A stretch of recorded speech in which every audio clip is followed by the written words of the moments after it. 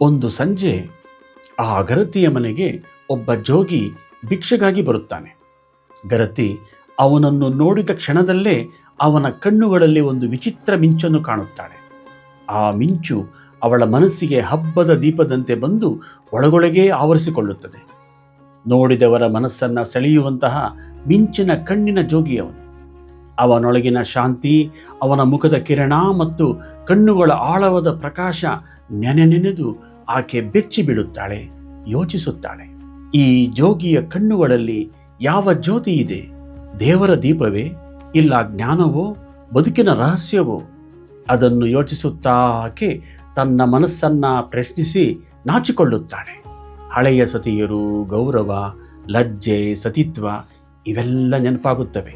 ಆದರೂ ಜೋಗಿಯ ಕಣ್ಣುಗಳ ಆಕರ್ಷಣೆಯಿಂದ ದೂರ ಸರಿಯಲು ಆಗುವುದಿಲ್ಲ. ಈಗ ಆಕೆಯ ಮನಸ್ಸಿನಲ್ಲಿ ಎರಡು ಧ್ವನಿಗಳು, ಒಂದು ಕಾಮ, ಆಕರ್ಷಣೆ, ಇನ್ನೊಂದು ವಿವೇಕ, ಧರ್ಮ. ಆಕರ್ಷಣೆ ಜೋರಾಗುತ್ತಾ ಹೋಗುತ್ತದೆ. ಹೀಗಾಗಿ ಆಕೆ ಹಠ ತೊಟ್ಟು ಶಬ್ದ ಮಾಡಿಕೊಳ್ಳುತ್ತಾಳೆ. ನಾಳೆ ಜೋಗಿ ಮತ್ತೆ ಬಂದರೆ ನಾನು ಅವನಿಗೆ ಕಾಣಿಸಕೂಡದು. ಆಳಿನ ಕೈಯಲ್ಲಿ ಕಾಳನ್ನು ಕಳುಹಿಸಿ ಆತನನ್ನು ಆಚೆಗೆ ನೂಕಿಸುವೆ, ಕಾಮವನ್ನ ಕುಟ್ಟುವೆ, ಪ್ರೇಮವನ್ನ ಮೆಟ್ಟುವೆ ಎಂದು ನಿರ್ಧರಿಸುತ್ತಾಳೆ. ಆದರೆ ಮನಸ್ಸು ಮನುಷ್ಯನದು. ವಿವೇಕದ ಗೋಡೆ ಬಹುಬೇಗ ಕುಸಿಯುತ್ತದೆ. ಮರುದಿನ ಜೋಗಿಯ ಕಂಚಿನ ಕಂಠ ಮೊಳಗಿದಾಗ ಆ ಧ್ವನಿ ಕೇಳುತ್ತಿದ್ದಂತೆಯೇ ಗರತಿಯ ಹೃದಯದಲ್ಲಿ ಇರುವ ಎಲ್ಲ ಸಂಕೋಚಗಳು ಕರಗಿ ಹೋಗುತ್ತವೆ. ತನ್ನ ಶಪಥವನ್ನೇ ಮರೆತು ಆಕೆ ಬಾಗಿಲನ್ನೇ ಬಿರಿದು ಓಡಿ ಬರುತ್ತಾಳೆ. ಜೋಗಿಯನ್ನು ನೋಡಿ ಮುದ್ದಾಗಿ ನಗುತ್ತಾಳೆ. ಅವನ ಕಣ್ಣುಗಳಲ್ಲಿ ಕಾಣುವ ಮಿನುಗು ಅವಳನ್ನು ಮತ್ತಷ್ಟು ಸೆಳೆಯುತ್ತದೆ. ಜೋಗಿಯ ಮುಖದಲ್ಲಿ ಬೆಳಗುವ ಆ ಕಣ್ಮಣಿಗಳಿಗೆ ಸೋತು ಅವಳು ಹೇಳುತ್ತಾಳೆ, ಜೋಗಿಯೇ, ಇನ್ನ ಕಣ್ಣುಗಳಲ್ಲಿ ಏನೋ ಅದ್ಭುತ ಜ್ಯೋತಿ ಇದೆ. ಸೂರ್ಯ ಚಂದ್ರರ ಕಾಂತಿಯು ನಿನ್ನ ಕಣ್ಣಿಗೆ ಮಣಿಯುತ್ತವೆ. ಈಗ ಬೆಚ್ಚಿ ಬೀಳುವ ಸರದಿ ಜೋಗಿಯದು. ಕಣ್ಣು ಕಿವಿಯನ್ನು ಮುಚ್ಚಿಕೊಳ್ಳುತ್ತಾನೆ.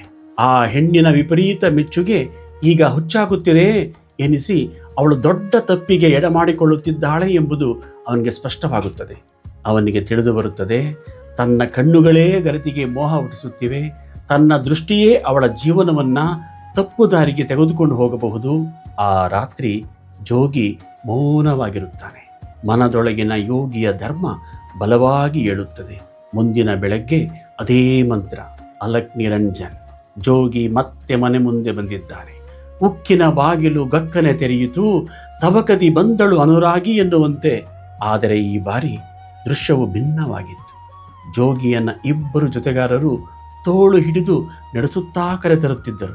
ಅವನು ಕಣ್ಣಿನ ಕಲಶವ ಮಣ್ಣಿಗೆ ಬಗ್ಗಿಸಿ ದುಃಖದಲ್ಲಿದ್ದನು, ಕಣ್ಣೀರನ್ನು ಸುರಿಸುತ್ತಿದ್ದನು. ಆ ಹೆಣ್ಣಿನ ಎದೆ ತಲ್ಲಣಿಸಿತು. ಜೋಗಿಯೇ, ನಿನಗೇನಾಗಿದೆ ಎಂದು ಬಳಿಸಾರಿ ಕೇಳಿದಳು. ಜೋಗಿಯು ಶಾಂತವಾಗಿ ಒಂದು ತಟ್ಟೆಯನ್ನು ಆಕೆಗೆ ನೀಡಿ, ತಾಯಿಯೇ ತೆಗೆದುಕೋ ಎಂದನು. ಆ ತಟ್ಟೆಯ ತಳದಲ್ಲಿ ಥಳಥಳ ಹೊಳೆಯುವ ಎರಡು ಕಣ್ಣುಗಳಿದ್ದವು.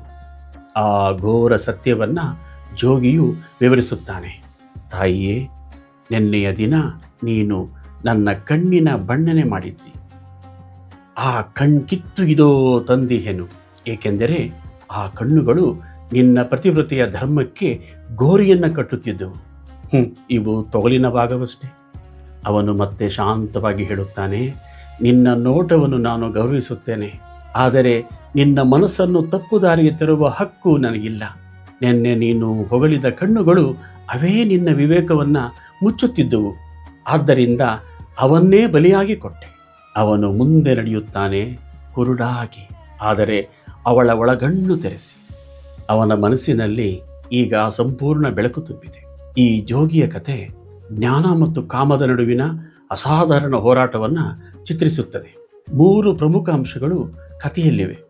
ಜೋಗಿ ಮತ್ತು ಗರತಿ. ಜೋಗಿಯು ವೈರಾಗ್ಯದ ಪ್ರತೀಕ. ಅವನ ಸೌಂದರ್ಯವು ಹೆಣ್ಣಿನಲ್ಲಿ ಲೌಕಿಕ ಬಯಕೆಯನ್ನು ಪ್ರಚೋದಿಸುತ್ತದೆ. ಆಕೆಯ ವಿವೇಕ ಮತ್ತು ಗರತಿಯ ಧರ್ಮದಿಂದ ಆಕೆಯನ್ನು ವಿಚಲಿತಗೊಳಿಸುತ್ತದೆ. 2 ಕಣ್ಣುಗಳ ಮಹತ್ವ. ಜೋಗಿಯ ಕಣ್ಣುಗಳು ಆತನ ಬಾಹ್ಯ ರೂಪದ ಅತಿ ಪ್ರಬಲವಾದ ಆಕರ್ಷಣೀಯ ಮೂಲವಾಗಿರುತ್ತವೆ. ಆ ಮಹಿಳೆಯ ಪಾಲಿಗೆ ಆ ಕಣ್ಣುಗಳು ಮೋಹದ ದೀಪಗಳಾಗಿ ಅವಳ ಸತಿ ಧರ್ಮಕ್ಕೆ ಬೆಂಕಿ ಹಚ್ಚುತ್ತಿದ್ದವು. 3ನೇದು ತ್ಯಾಗದಿಂದ ಜ್ಞಾನೋದಯ. ತನ್ನ ನೋಟವು ಮತ್ತೊಬ್ಬರ ಧರ್ಮಕ್ಕೆ ಕಂಟಕವಾಗುವುದನ್ನು ಅರಿತ ಜೋಗಿಯು ಆ ಲೌಕಿಕ ನೋಟದ ಮೂಲವನ್ನೇ ತ್ಯಜಿಸುತ್ತಾನೆ. ಅವನು ತನ್ನ ತೊಗಲಿನ ಕಣ್ಬಲಿಯಿಂದ ಜ್ಞಾನದ ಒಳಗಣ್ಣನ್ನು ತೆರೆಯಿಸುತ್ತಾನೆ. ಕಣ್ಣು ಕಿತ್ತುಕೊಂಡಾಗ ಅವನು ಕುರುಡನಾದರೂ ಅವನು ದುಃಖವಿಲ್ಲದ ಜೋಗಿಯಾಗಿ ಮುಂದೆ ನಡೆಯುತ್ತಾನೆ. ಇದರ ಆಳವಾದ ವಿಶ್ಲೇಷಣೆ ಏನೆಂದರೆ, ನಿಜವಾದ ವಿವೇಕ ಮತ್ತು ಆಧ್ಯಾತ್ಮಿಕ ಮುಕ್ತಿಯು ಬಾಹ್ಯ ಆಕರ್ಷಣೆಯನ್ನು ನಾಶಪಡಿಸುವುದರಿಂದ ಮಾತ್ರ ಸಾಧ್ಯ. ಜೋಗಿಯು ತನ್ನ ದೇಹ ಮತ್ತು ಮೋಹದ ನಡುವಿನ ಸಂಬಂಧವನ್ನು ಶಾಶ್ವತವಾಗಿ ಕತ್ತರಿಸಿದನು. ಆ ಮೂಲಕ ಆ ಮಹಿಳೆಯ ಸತಿತ್ವವನ್ನೂ ಉಳಿಸಿ ತಾನೂ ಆ ಆಕರ್ಷಣೆಯಿಂದ ಬಿಡುಗಡೆ ಪಡೆದನು. ಅಂದರೆ ನಿಜವಾದ ಜೋಗಿ ತನ್ನ ದರ್ಶನ ಪ್ರಭಾವಕ್ಕೂ ಬಾಧ್ಯ.